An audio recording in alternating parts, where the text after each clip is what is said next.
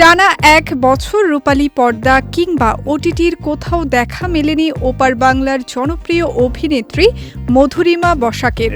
প্রিয় অভিনেত্রীর এই দীর্ঘ অনুপস্থিতি নিয়ে ভক্ত অনুরাগীদের মনে জল্পনা কল্পনার যেন শেষ ছিল না। অবশেষে সব নীরবতা ভেঙে নিজের আড়ালে থাকার আসল কারণ প্রকাশ্যে আনলেন মধুরিমা। ভুলে যাও পৃথিবীতে কিছু আছে, শুধু আমি আছি। গত 18 মে ছিল এই অভিনেত্রীর জন্মদিন। নিজের বিশেষ এই দিনে কোনো শুটিং রাখেননি ছোট পর্দার জনপ্রিয় অভিনেত্রী মধুরিমা, বরং জন্মদিনে বাবাকে সঙ্গে নিয়ে তিনি চলে গিয়েছিলেন ঐতিহ্যবাহী মহাকাল মন্দিরে এবং সেখানে বিশেষ পূজা দেন। জন্মদিন প্রসঙ্গে মধুরিমা বলেন, জন্মদিনের সব সময়ই আমি ছুটি নেই, শুটিং থাকলেও এই দিনটা সবসময় নিজের জন্য আলাদা করে রাখি।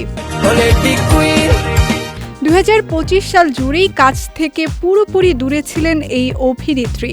দীর্ঘ এই বিরতির কারণ খোলাসা করে তিনি জানান, বিগত বছরটিতে অভিনয় করার মতো মানসিক অবস্থায় তিনি ছিলেন না। তবে ভক্তদের জন্য দারুণ এক সুখবরও দিয়েছেন মধুরিমা।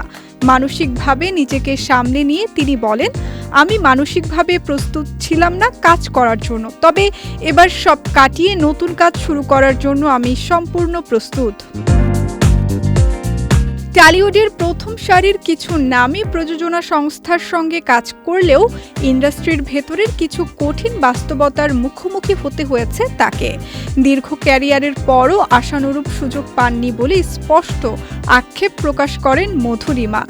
এই অভিনেত্রীর কথায়, এখানে অনেক দিন ধরে কাজ করছি, অনেক প্রথম সারির প্রযোজনা সংস্থার সঙ্গেও কাজ করেছি আমি, কিন্তু তারপরও যে খুব বেশি সুযোগ এসেছে তেমন নয়। আর এভাবে সুযোগ না পাওয়ায় সত্যি একটা বড় মানসিক চাপ তৈরি হয়েছিল।